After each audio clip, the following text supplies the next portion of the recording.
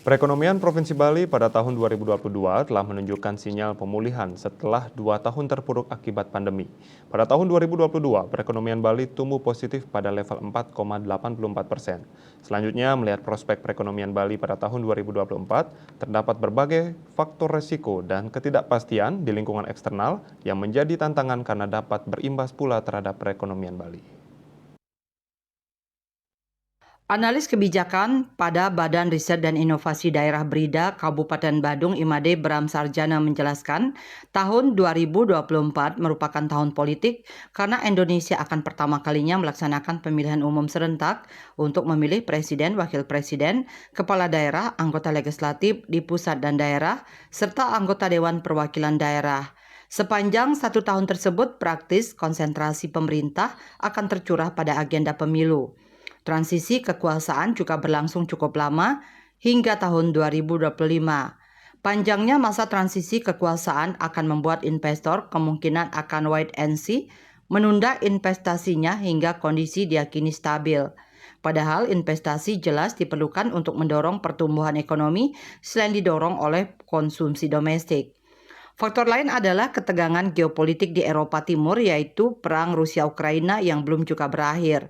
Perang ini mengakibatkan terjadi krisis energi di Eropa hingga terganggunya rantai pasok bahan pangan dunia.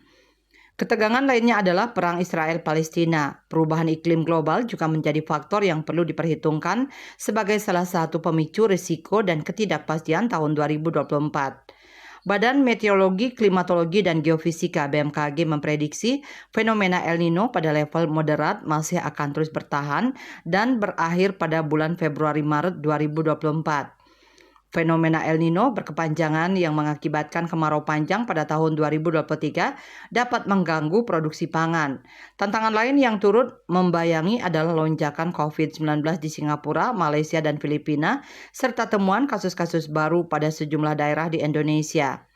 Bercermin dari keterpurukan akibat pandemi serta tantangan terkini, maka di tengah optimisme dan sinyal pemulihan ekonomi, kebijakan pembangunan yang ditempuh tetap perlu dilakukan dengan prinsip kehati-hatian.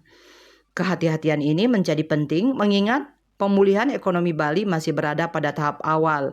Untuk itu, dukungan data dan hasil kajian ilmiah menjadi input yang penting dimanfaatkan untuk memperkuat fondasi kebijakan.